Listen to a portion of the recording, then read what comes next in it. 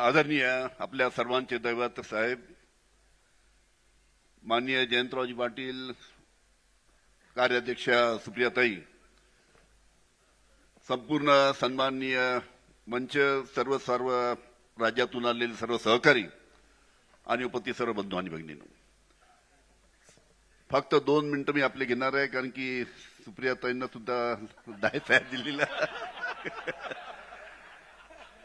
सर्वांची भाषणं आपण ऐकलीत आणि खरोखरच आपल्या सर्वांचे आधारवड आदरणीय शरद पवार यांच्या आपल्या या पक्षाच्या मध्ये या नेतृत्वाखाली आपण गेले 26 वर्ष साहेबांच्या खांद्याला खांदा लावून त्यांच्या सावलीमध्ये आपण सर्व काम करतोय। त्याच्यामुळे आजच्या या 26व्या वर्धापन दिनाच्या निमित्तानं मी आपल्या सर्व सहकार्यांना या ठिकाणी शुभेच्छा देतो आणि भाषण देत नाही, फक्त एकच किस्सा सांगतो, एकच फक्त किस्सा आपल्याला सांगतो की जेव्हा आपला जो राष्ट्रवादी काँग्रेस पक्ष, जो ओरिजिनल पक्ष, याच्यातनं जेव्हा आपले काही सहकारी आपल्याला सोडून जेव्हा बाहेर गेले, त्याला किती झाले, 2-2.5 वर्ष झाले असतील, आपले सहकारी जेव्हा आपल्याला सोडून बाहेर गेलेत,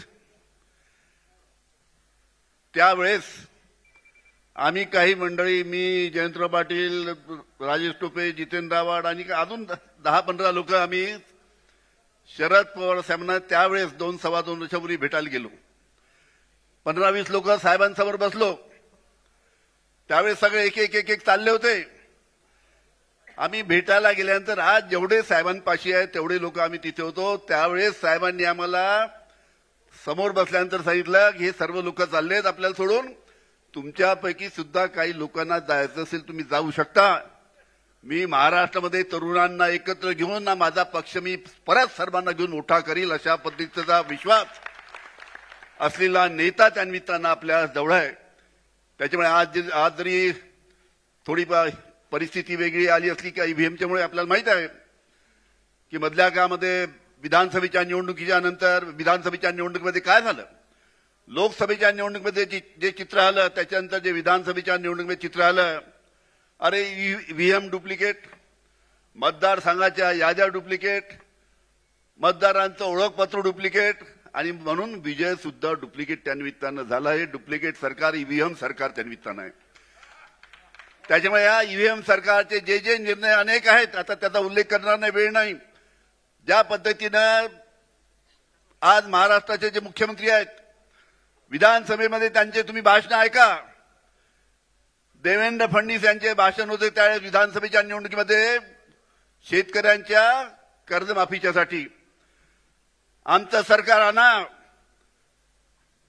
आणि आमचं सरकार आल्यानंतर आमचं सरकार कर्जमाफी करेल। देवेंद्र फडणवीस, आमचं सरकार 7-12 कोरा करू, 7-12 कोरा करू, 7-12 कोरा करू, अशा पद्धतीचं त्यांचं भाषण होतं।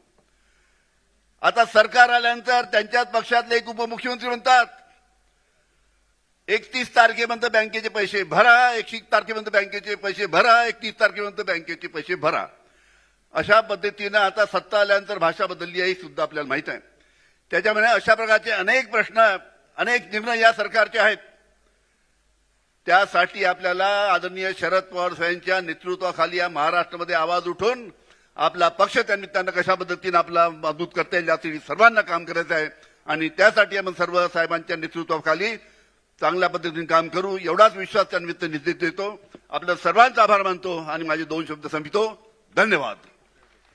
यानंतर एक नारी सबसे भारी, जिजाऊ सावित्रीची लेक आणि महाराष्ट्राच्या स्त्री शक्तीची खऱ्या अर्थानं विचारधारा संसदेत उभा करणाऱ्या लोकप्रिय